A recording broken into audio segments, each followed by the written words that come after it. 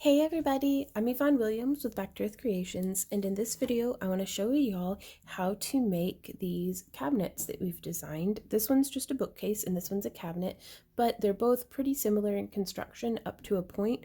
So if you purchased one of our files so that you can cut it out yourself, or if you purchased one of our kits, this would be kind of to follow along with that. So these are made to a 1/12 scale, but you can resize the pattern if you bought the file. There will be a little 1-inch square on our SVG and PDF files. You can use a free program called Inkscape to take that file in there and resize it down, either up or down to kind of fit however you want, because you could size this up as well to be like a Barbie size, like 1/6 size. That way you can kind of use it more in an interactive like dollhouse sort of thing, but all of the hinges and everything still work. In your kit, like, also, if you can kind of see here, if you resize it, the file was designed, this isn't the file but the images are similar. This was designed for 3mm thick material, so you'll want to, if you make it larger, you'll need to, but like if you make it to where the final piece will be larger, but you are still just using 3mm, you'll need to pay attention to those notches and holes and different things, which I'm going to try to get more files made that are specific to, like, if you want to do a quarter size or a 1/2-inch size or something, so much smaller or much larger, I'll have files where it's already modified for that. At the time of recording, I don't have that available yet, but we are working on it. But if you purchase the kit, if you get the cabinet, you'll have this one. If you get the bookcase, you'll have this one. Or if you purchased multiple, you may just have the one. But the items, like the material list, is exactly the same up to item number 10. Beyond there, the lower facade B, lower facade C, cabinet doors, and hinges are unique just to the cabinet. So other than that, they're exactly the same. And again, if you purchase our kit, that there are links down in the video description below, or you can go to backtoearthcreations.com, shop, like in the menu tab, and then like jewelry, and then kits. I don't know. No, craft along materials, and then kits. I'm still figuring it out. But yeah, and also, again, at the time of this video premiering, you can just go to our homepage, backtoearthcreations.com, and these will be listed on the featured items. So we would go ahead and open up, whether you purchase the square cabinet or the curved cabinet or the square bookcase or the curved bookcase, or even in the future if we have other patterns, it'll be written there on your tissue paper. And then we can just, you'll want to be a little careful opening this up, because I tried to keep everything stacked neat-ish. Also, typically this is where your order invoice and your instructions would be tucked away as well. And you can give the tissue paper to your cat to play with. Now in here we have, this is piece number 12. Again, they're not to scale, but you can kind of get the idea just based on the shape. And I'm going to set these, kind of just take everything out. These two pieces are the facades. Now, I don't include any clear plastic, but you could use some plastic or something to make little window glass. This is a decorative piece. These two are decorative pieces, but we'll get there. We have this thin piece is the kickboard. We have 2 of our narrower shelves, that'll be the upper shelves. We have 3 of our wider shelves, that are the lower shelves, and then 1 very wide shelf with the different style of prongs, and this is the center shelf. This is the lower facade B. Like, this is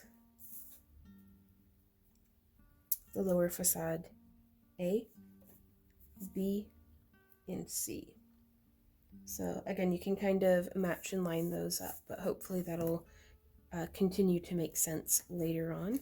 You'll have this little baggie that has wire, so the hinge pieces, which I did put in 2 extra hinge pieces just in case one of them, breaks, or they're little pieces and they're easy to get lost. And then 2 little beads that you can use as a handle, or you can just skip using the beads as a handle, or you can use some beads that you have on your own, or like make some out of polymer clay or epoxy sculpt. These are our side pieces. And then we have these 2 decorative facade pieces as well. You may want to go through and just make sure that you shouldn't have to do any sanding. If you do, like if I missed something, I'm so sorry, but you can just use like an emery board and kind of curve angles down, or if there's like a little bit of something pokey. And then, yeah, you may want to check for masking tape because sometimes there might be. I try to get it all, but you may want to check just to double certain, especially if you're going to be staining, that can really kind of get in the way. So now that we have our kit unpacked and we've identified all of the pieces, tools that would be really handy, again, just like an emery board or a little bit of sandpaper. If you don't like the burnt looking edges and you wanted to leave it as finished wood, you could sand that off, but I do recommend just kind of painting over it or staining it even. But you can sand it off of the front edges and stuff, and I do recommend doing that after the piece has been assembled, just because everything will kind of mesh up really nicely after that. For applying the hinges, just a pair of flat nose and wire snips, or even like a multi-tool or something can kind of work for that. Just really, you can kind of figure it out with whatever you have on hand. This is a really soft aluminum wire, so I've cut through it with scissors before. Don't use your good sewing scissors, but just like some kitchen shears or something, like some old scissors that you don't mind potentially marring up the blade of. But really, wire snips are pretty handy to have.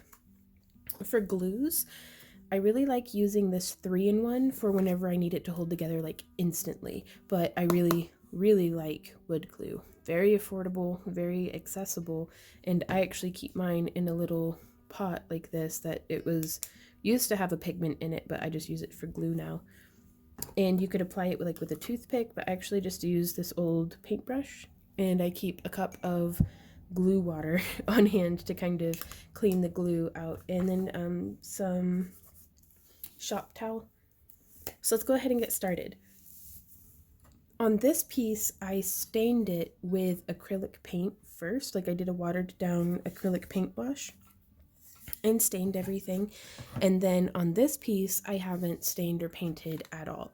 So we're not really going to cover that too much right now, because, well, there's so many different options and things that you could do for colors and finishes and stuff. So we're just going to focus on the assembly, but you can paint it before or after, whichever you prefer. So we're going to begin by, you can kind of see here, the side pieces will fit in like this, just there on the side. And so whenever I apply glue, I'm going to want it to be where the pieces touch. So along here and along here. And then we have those two will go here and here.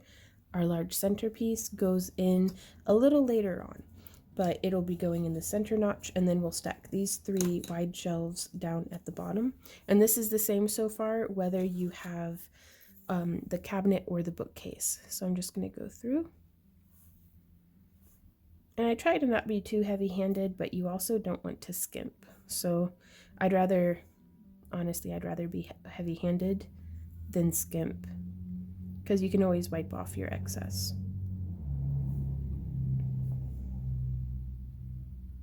Also, wood glue doesn't have any sort of smell to it, which I think is really nice. There we go.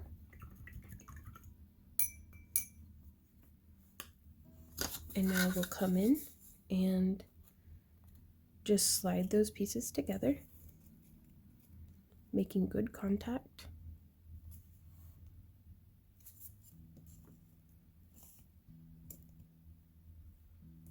Now, if I were using this 3-in-1 glue, it grabs pretty quickly, whereas the wood glue, not as much.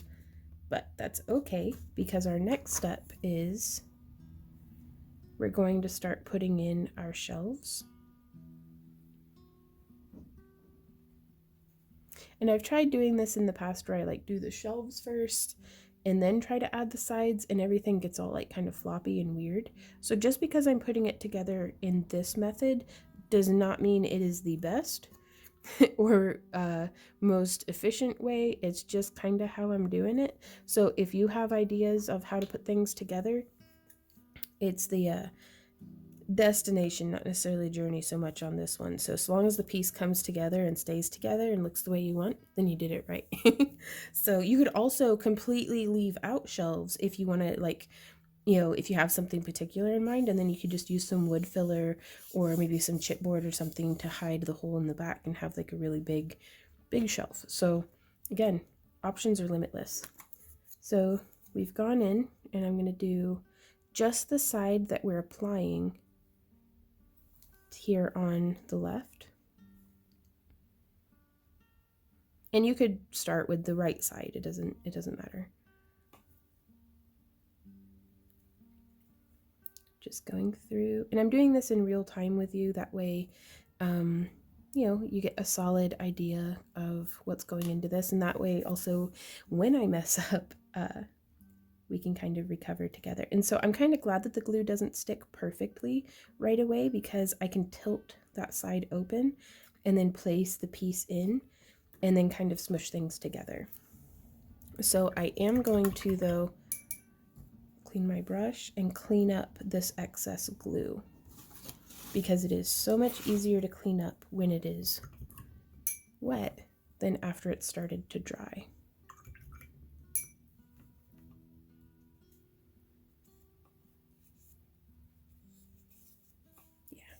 That looks great. Okay.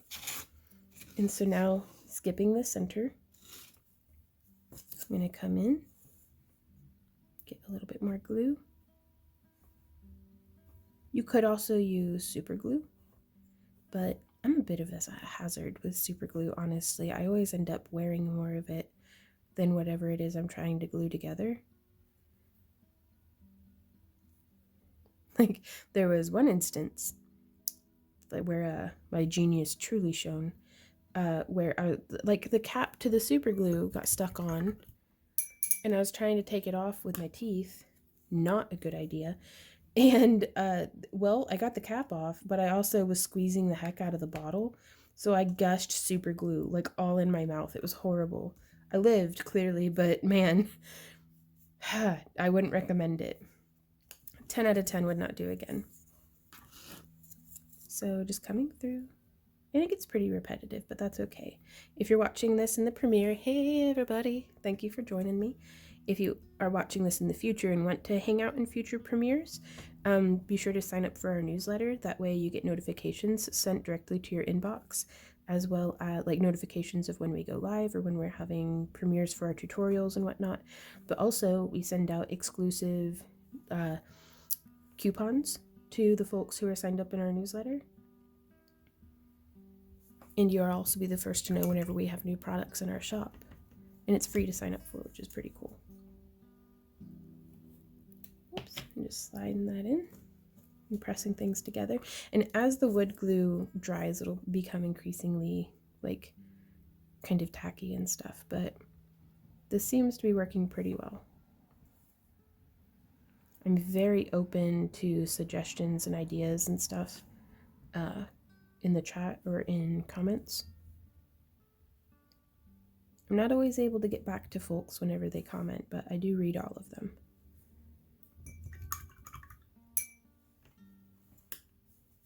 I'm just coming in. Now also, if you're watching this and you're like, oh my god, this is so tedious, I still appreciate you watching, but you can totally, YouTube has a feature where you can pop it into 2x speed, and that just really, you get the idea. Okay, so that's sitting together pretty well. And now we can come in and glue in our other side, and you can even kind of dry fit it. It can be a little tricky getting all those notches to line up with each other. You definitely don't want to get to this point and then leave, because right now, like leave to go do something else, because right now the glue isn't stuck on enough that we can still tweak and wiggle our shelves to get everything to line up perfect. So we've got the dry fit. I'm going to lift that side back off. And now I'm actually going to come through and just apply our wood glue directly to the bookcase.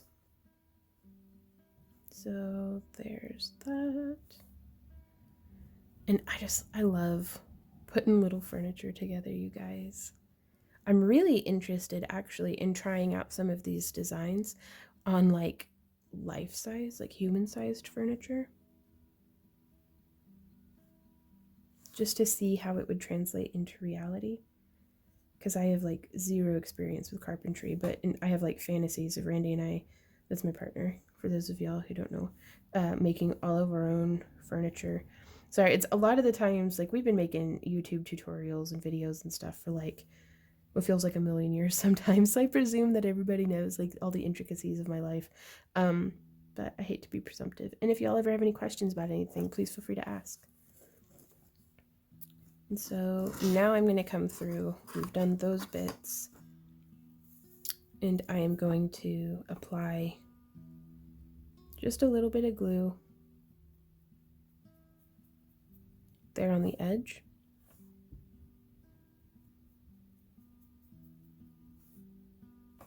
Now, if you paint these and do like I did and like have a really watered down acrylic paint, it is plywood, so sometimes you can get a little bit of splitting happening. If that happens, just grab some like clothespins and or binder clips, or stack some books on top of it or something, but you can put a little bit of wood glue in the wood between the layers and re-glue it back together. So we try to use as high a quality as plywood as we can, but just whenever it gets wet, sometimes that happens. Okay. So now we're going to come in and line everything up again, and then smush it and wipe off the excess.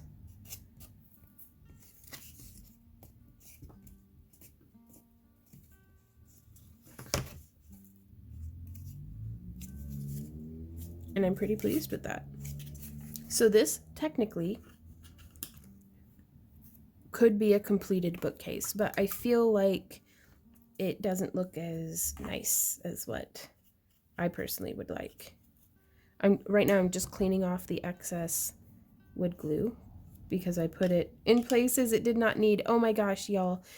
Okay, so I completely put the wood glue in the wrong spot. It needed not to be on that front edge, but on the back edge. Like, oh, hardcore derp moment. Sorry, I was fantasizing about messing up huge projects instead of just little ones. Okay, well, that's fine. That is okay, because I am just cleaning up that wood glue. I don't recommend using hot glue to piece this stuff together, because hot glue takes up space. While it does a really nice instant tack and instant hold, it takes up a lot of space, and I wanted everything to be really nice and flush. But you could technically just kind of slap in this cabinet shelf and be done, but you can see there's like a gap there and it's overhanging because I did make it to be accommodating of all of the facade pieces. So that's what we're going to do next, which I tried to design these side pieces so that they would kind of hide the fact that there are like little prongs there holding everything together. So I'm going to come through. Also, at the time of recording, it's such a lovely rainy spring day. Daffodils are blooming and the yard's turning green and the chickens are just launching eggs. Like, after a slow, cold winter, the chickens are in full production, so we're eating like nothing but eggs. Which is good, I suppose, but I can't wait for the rest of the garden to come in. And I'm just going to come through And keep applying. Again, you don't want to be too stingy, but you don't want to be too overhanded or heavy-handed. And as you do this, you'll find a balance. Or if you're like me, you'll just keep swinging from one extreme to another. But hey, crafter's gonna craft.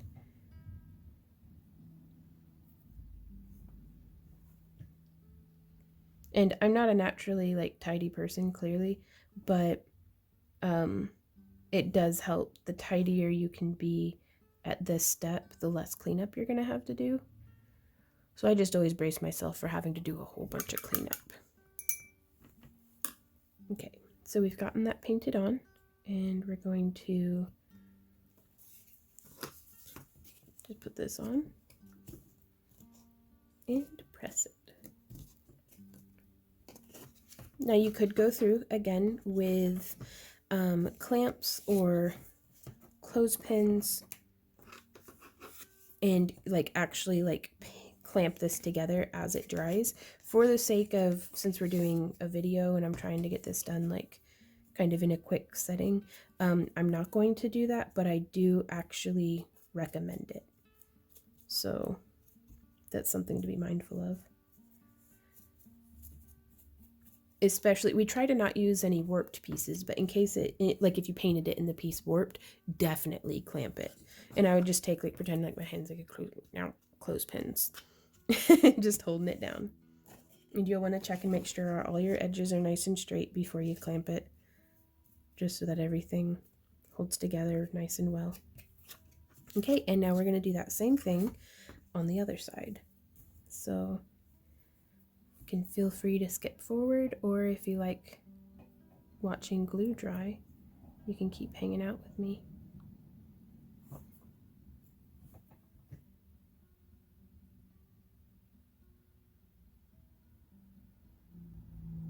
I've seen some YouTubers making minis like this, like furniture and stuff, who have like a needle tipped glue applicator. Oh, that would be so cool. But I don't have that, so I'm using a paintbrush. And that is okay. But there's, again, I don't know, I don't think I'll ever be able to say it enough, but there's so many different ways of achieving results that do like whatever you feel like. You might have an idea that I would have never thought of that's way more effective and gets a better result, or is just more fun. So like you could lay these down and use like a spray adhesive possibly, if it's compatible with the material. You could use, I think there's a cat trying to get in my house. You could use black acrylic if you get the file and cut it out and make it look like it's a metal, or you know, just something, because the acrylic would be super duper smooth and not have any of the wood texture or anything. Okay, so there's that one. Oh, why am I like this? Oh, I painted it on the wrong side. Why? Okay, that's fine. We can let this dry and sand it off, or we can use our tears to moisten the glue and wipe it off. Oh my goodness. And I know one of y'all in chat is like, hey Vaughn, you're doing the wrong side. That's too late though, because that's future Vaughn. This is past Vaughn. Past Vaughn makes horrible mistakes. Okay, so tests. Oh my gosh. Okay. So make sure you're putting the glue on the correct side first before just happily painting away. That's fine. It's fine. Excuse me. So now we get to do all that work we just did, but again. And on the correct side this time. I mean, really, you've got a 50-50 chance. Mostly. Oh, Malanta. So again, y'all, if I can do this stuff, you've got this. Like, if I can do it, I have no doubt at all that you are going to rock at putting this together. And if you have any questions or problems or anything like that, you can always send me an email at backtoearthcreations@yahoo.com. As far as designing my files went, I started by like, I drafted it out with paper first to try to make like a bookcase.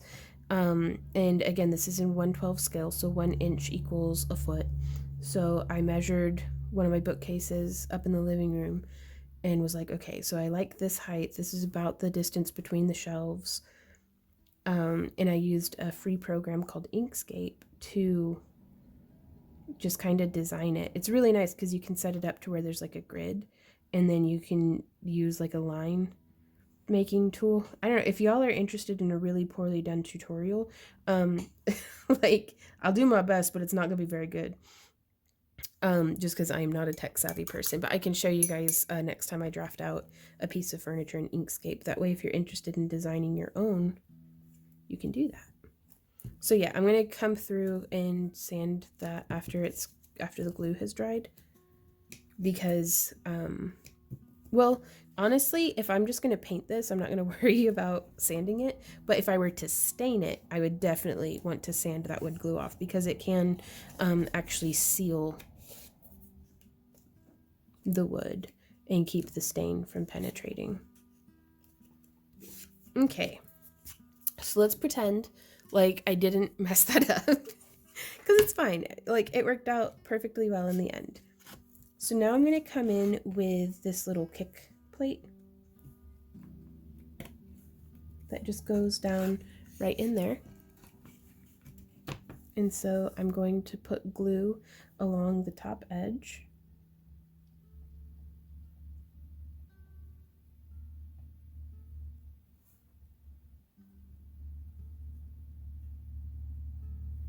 And then around these little notches.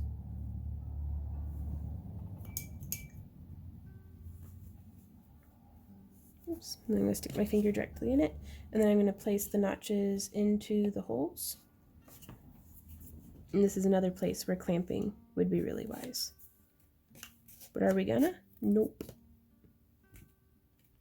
But I really like clothespins for this because they don't put so much pressure on the wood that we're going to get any warping or like bite marks, but it certainly does do a good enough job.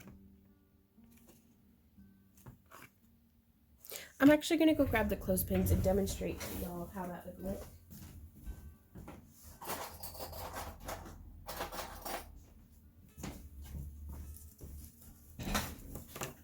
Because we can actually come in and, oops, you'll want to kind of be careful, because if you go too far in, do you see how that's distorting it? So we'll want to come in here and just using this flat part of the clothespin. And again, making sure everything's nice and lined up.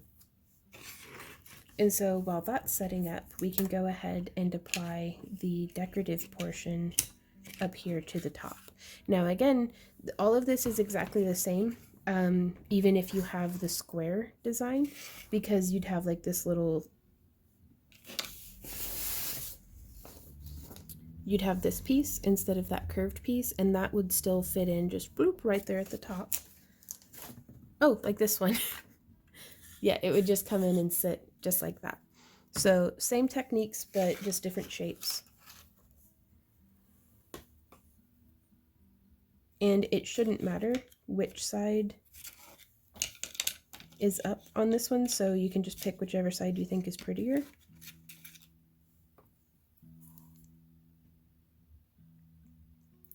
And also sometimes I really like painting these pieces first and then dry brushing them and applying them on. That way you can give it a look where it's kind of like metal, like a metal accent piece. Which dry brushing is, I just use like a stiff bristled chip brush, and I'll dab it into the paint and then blot off most of the paint, and then just kind of feather it on. If you guys are interested in more tutorials of like building, painting, and finishing and decorating these little miniatures and like fairy house furniture and stuff like that, please let me know. And if you have any requests, I'd love to hear from y'all, because it can kind of be overwhelming. Like there's so many projects I'm interested in doing. I'm like, what do I do first? So y'all are really helpful when you suggest things. Okay. So we got that put together.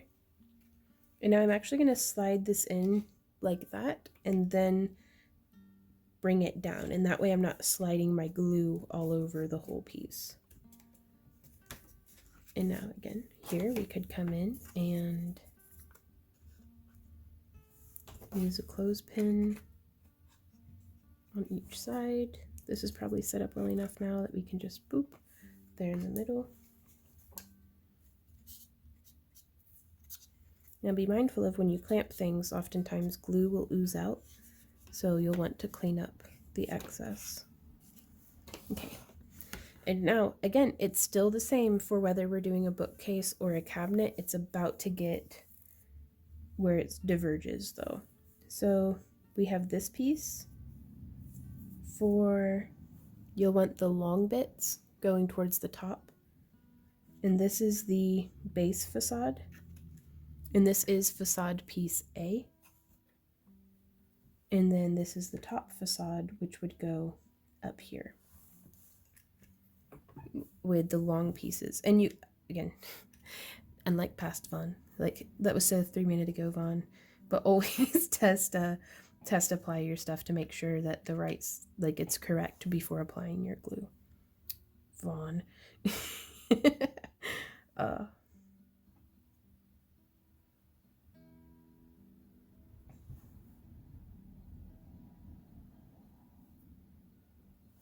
And just bring in our glue.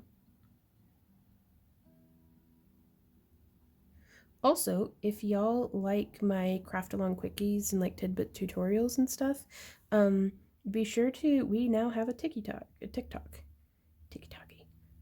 where I post super short gist videos where it gives you the idea of how everything comes together, but I feel like lacks the educational depth, if that can be a fancy way of calling the rambling that I try to pass off as teaching.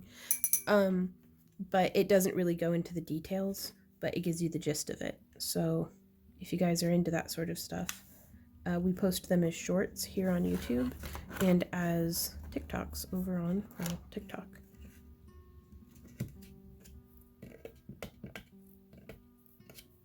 Go, just wiping up the excess glue.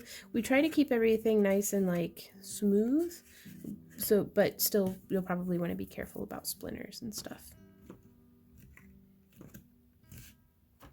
You can also use like masking tape, as like you could kind of wrap this in masking tape to hold the pressure down, or put like rubber bands or hair ties around it, or just set it like face down with like a book or something underneath it to apply the pressure where you want it. I'm gonna set those off to the side. And now we're gonna apply the bottom facade in the same way.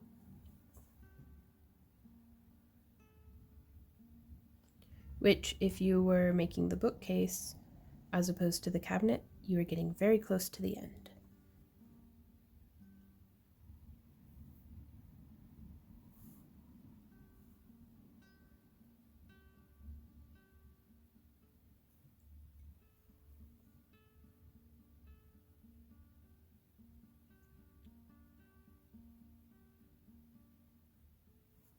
So again, just trying to get a nice even coating on everything. You could do a bit of wood glue on both sides, but I'm kind of so slow at gluing that by the time I got it on the second side, I feel like it would be dry already. So, just an idea though.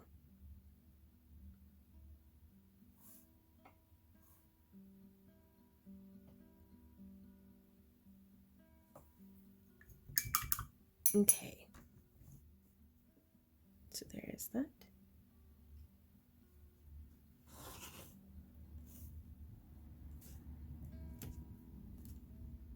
Now, so for our next piece, on the bookcase, the center shelf will be a little bit smaller than the center shelf for the cabinet.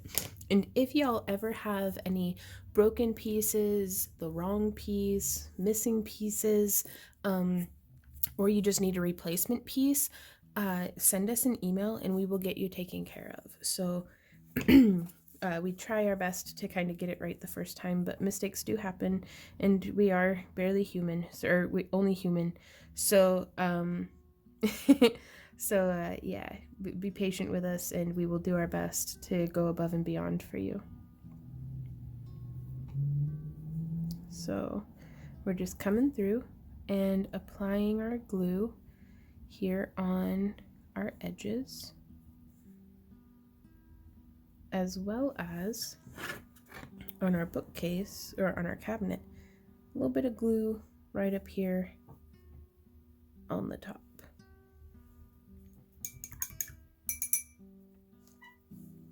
And now I'm just going to slide this in. It's got some scuff marks from where I test fitted it initially. Whoop. There we go. And kind of press it in, remove any, I don't know why I put some on the end there. You don't need any on the end, Vaughn. So, yep. Ooh, just squish that down. And now we have 2 more pieces to apply. We have piece 11, which is lower facade B, which this raises and gives us room for the hinges to move. And also keeps the drawers from, or the cabinet doors from falling inward. And then we have facade C, which is what the cabinets attach to. So we can go ahead, and while this is drying, oops, oh, I just ripped the bag. I'm gonna cap off our glue for just a sec, that way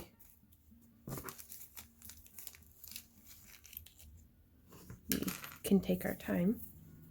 And we're gonna come in here and we're gonna start by attaching our handles.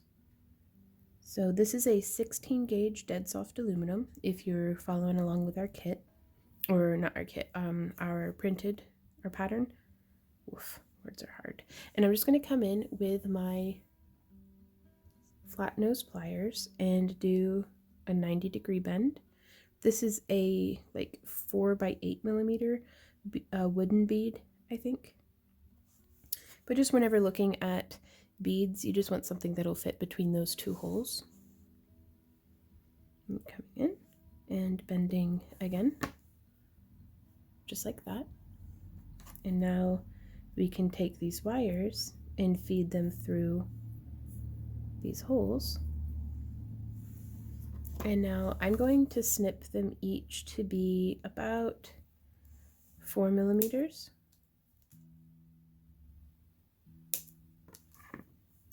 And I'm going to take our pliers and get a little bit of a bend started on both sides. But then I'm just going to come in and very gingerly, boop, just give it a smush. And that gives us a very nice little handle that we can hold on to. And we're going to do that same exact thing on the other side. Just thread our wire through our bead. Do a nice 90-degree bend on one side, and then a nice 90-degree bend on the other. And then the type of bead that you use for the handles can really help set the tone of the piece too, like whether you're having a very modern or Victorian, or if you want it steampunky or fantasy, just what have you. Snip and snip. And I do find it very helpful to go ahead and give it that initial bend just to get the wire going in the right direction, and then we just come in and smush. and smush. Now on my prototype design, I had done where there were additional holes to feed the wire back up and through, but I actually found that was more stress than was necessary to kind of stabilize the wire. I feel like it works just as well just having the one. But just by getting my pliers and stuff in there, I was thinking to myself, I was like, if somebody's doing this and they don't have experience with wire wrapping, this is a potential break area that could get very frustrating. And so I think this works just as well. If you don't like the little pokey bits right there and right there, you can file them down. You could smush them real hard with your pliers, not onto the wood, but just kind of before having smushed it. You could come in and, do you see how I kind of flattened it out? Just to, well, if you really just squeeze the heck out of it, you can flatten this wire. Let's see if it'll focus. You see how that kind of flattened it? And now we can come in, and it's still a little pokey, but between flattening and filing, you know, it should be fine.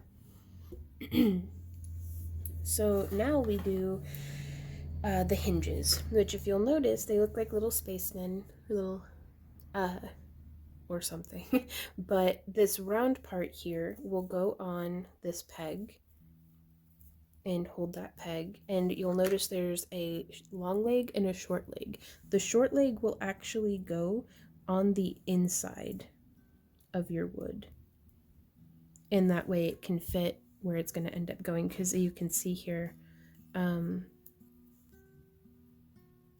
how that raises it up. And I guess I could modify the design back to where it has two long legs, but I found it worked just fine like that.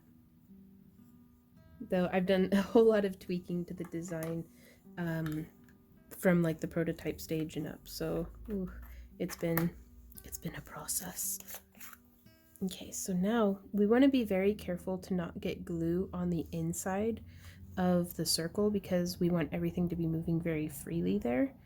But I am going to go ahead and put just a little bit of glue here on the inside, and I'm going to do the topmost hinge on both sides for the cabinets first.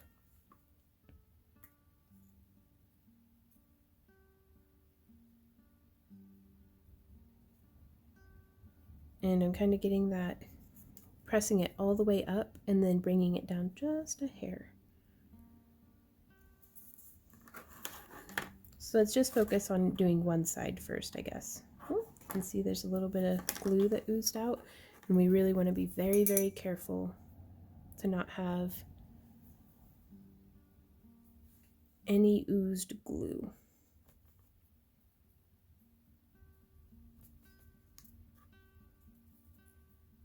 So yeah, put that in there. And so now for the next hinge, I'm going to place it, we'll focus on one side and then the other. So I've placed that hinge, kind of test fitted, make sure everything's lining up correctly. And then I'm going to put a very small amount, like I'm putting some in, and then I'm actually going to remove more than half of it. Just because I don't want it oozing over. So I've put the hinge on there with the long leg in the front, and I'm going to place it and kind of bring it in and push it down. So you see how that kind of swings freely? So it's holding on to our wood and it's swinging free. Cool, cool, cool. So now we're going to do that same thing again on the other side. Doing a bit of glue. I'm going to go ahead and glue both of the hinges while I've got it on my brush. And then go ahead and make sure I wipe off any excess. And so with the long leg towards the front,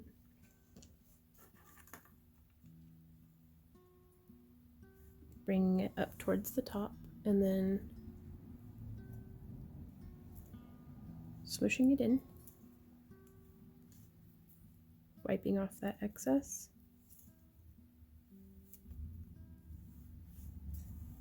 And we'll set that there with the long leg towards the front, placing our hinge onto the peg, inserting the peg into our other hinge, and then I like to just turn it so that gravity's working with us instead of against us.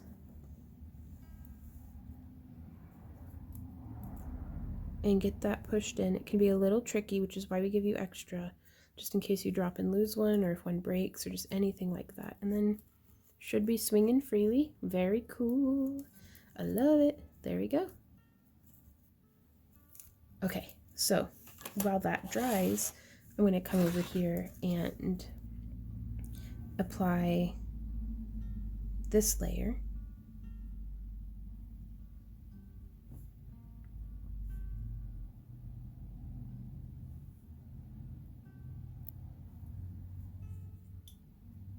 Just getting the glue going.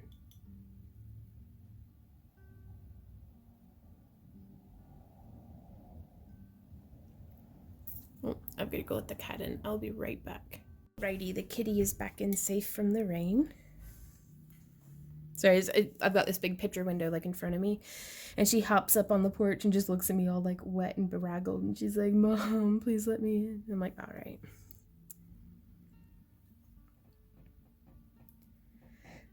Oh, it's cold out there though, I tell you what. So yeah, just getting back to gluing.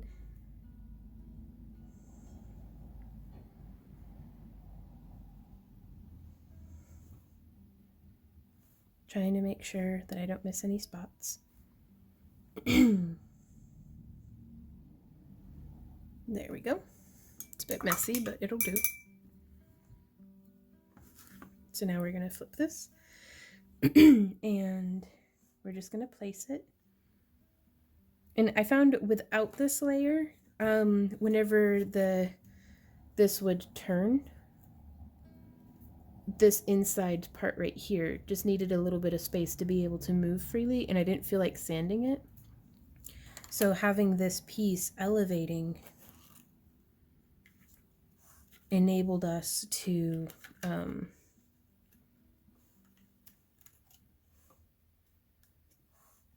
make sure that our cabinet doors open and closed nice and smooth. Whereas I can use this one as an example. Whereas if I applied that onto there, I don't know, I guess technically works. But see, if we pin it, it has a bit of resistance. So, I figured it would be better to, well, hey kitty, to give it that extra little bit of space. And I think it makes the furniture look significantly more substantial too.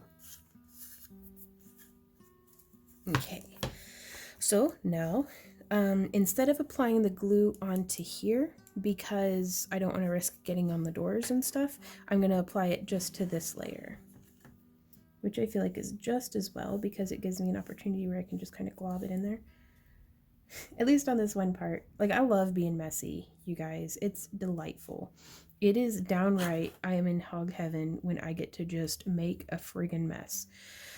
But that is rarely conductive to getting nice, tidy, clean results, which I also really like. So enjoy it while you can, whenever you can.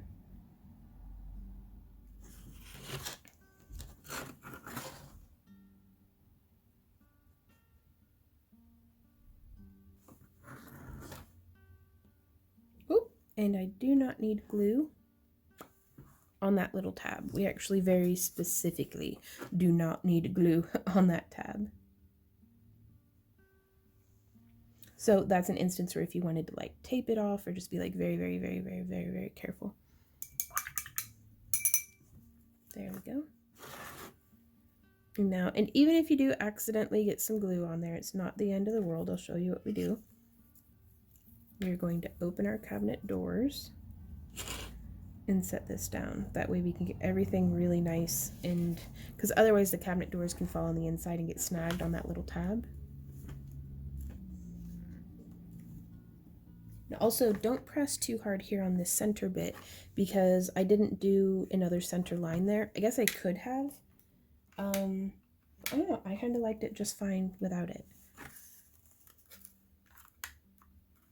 And so now as we leave this setup drying, I like to leave it open.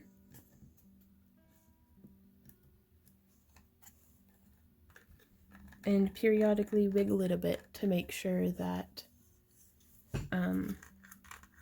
no glue is sticking. So I'm going to wipe off the excess there. It's at this point that if I did want to go through, I could kind of lightly sand everything and get off that kind of burnt edge look. But I personally really, really like it. And again, it paints over fabulously, I think. So, but it's your piece, so you do what makes you happy. You could add another facade, like if you're cutting this out for yourself, you could do like a veneer of something else, or like very thin basswood or something if you wanted to hide that on the back. But yeah, that is how to make our cabinet. And if you were doing the bookcase, you would have just added in that center shelf and have been done. I don't know if I said that. But yeah, if you guys have any questions, comments, or ideas, please leave them down below. Thank you so much for hanging out with me during this video. Like, I'm having so much fun making these. Like, I actually have ideas, y'all, for like making these, like if this is 1/12 scale, where 1 inch equals a foot, and if we did it 1/6 scale, where like 2 inches equals a foot, like, I don't know, that would like essentially double it in size, be a foot tall. And I wonder how that would look as a jewelry display. And you could have like little, you could have this open and like hang earrings or something and have like glow in the dark stuff in here. But I don't know, like ideas. So yeah. If you guys enjoy our free tutorials and would like to support the creation of more of them, please check us out on our website for our Craft Along Club. For as little as $1 a month or $12 a year, you can help keep us in production and keep these crafty videos coming. So yeah, and all the links for all of that stuff are down below if you guys are interested in supporting the channel. But otherwise, please just keep being you and keep being awesome, and we will see y'all next time. So until then, happy crafting. Bye.